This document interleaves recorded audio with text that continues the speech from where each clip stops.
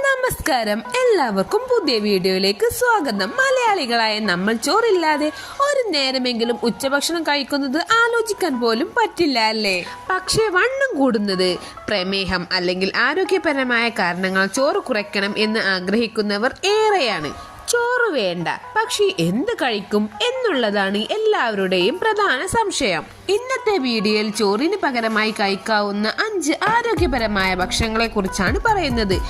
ആദ്യത്തേത് ഏറ്റവും എളുപ്പത്തിൽ കിട്ടുന്ന ചപ്പാത്തി. പക്ഷേ ഗോതമ്പ് മാത്രമല്ല, കുറച്ചുകൂടി ഫൈബർ കിട്ടാൻ റാഗി, ഓട്സ് അല്ലെങ്കിൽ മൾട്ടിഗ്രെയിൻ മാവ് ചേർത്തുണ്ടാക്കുന്ന ചപ്പാത്തി ഉണ്ടാക്കാം. ഇത് പെട്ടെന്ന് വയർ നിറയാനും ദഹിക്കാനും നല്ലതാണ്. രണ്ടാമത്തേത് ഓട്സ് വെറും പാലിൽ കഴിക്കുന്നതിനപ്പുറം നമുക്ക് ഉപ്പുമാവായോ നല്ല പച്ചക്കറികൾ ചേർത്ത് ഉച്ചക്ക് കഴിക്കാം. ഫൈബർ ധാരാളം ഉള്ളത് കൊണ്ട് ശരീരഭാരം കുറയ്ക്കാൻ ഇത് വളരെ നല്ലതാണ്. മൂന്നാമത്തേത് പ്രോട്ടീനും കാൽസ്യവും ധാരാളമായി അടങ്ങിയിരിക്കുന്ന റാഗി പുട്ട്, റാഗി ദോശ അല്ലെങ്കിൽ റാഗി കഞ്ഞിയും കറിയും കൂട്ടിക്കഴിക്കുന്നത് ഉച്ചക്ക് വളരെ നല്ലൊരു ഓപ്ഷനാണ്. ഇത് ചോറിന് നല്ല പകരക്കാരനാണ്. നാലാമത്തത് ക്വിനോവ. ഇത് ചോറ് പോലെ തന്നെ വേവിച്ച് മീൻ കറിയോ പച്ചക്കറിയോ കൂട്ടിക്കഴിക്കാം. പക്ഷെ ചോറിനേക്കാൾ പ്രോട്ടീൻ ഇതിലുണ്ട്. കാർബോഹൈഡ്രേറ്റ് കുറവുമാണ്.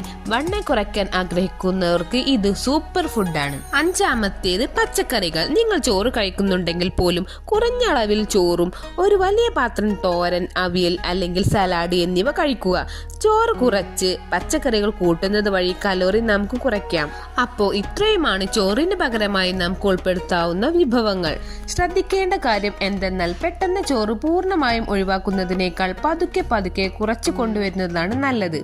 ധാരാളം വെള്ളം കുടിക്കുക. ഈ വീഡിയോ നിങ്ങൾക്ക് ഉപകാരപ്പെട്ടുവെങ്കിൽ ലൈക്ക് ചെയ്യാനും നിങ്ങളുടെ ഫീഡ്ബാക്ക് കമന്റ് ചെയ്യാനും മറക്കരുത്. കൂടുതൽ ഹെൽത്തി ടിപ്സുമായി ചാനൽ സബ്സ്ക്രൈബ് ചെയ്യുക.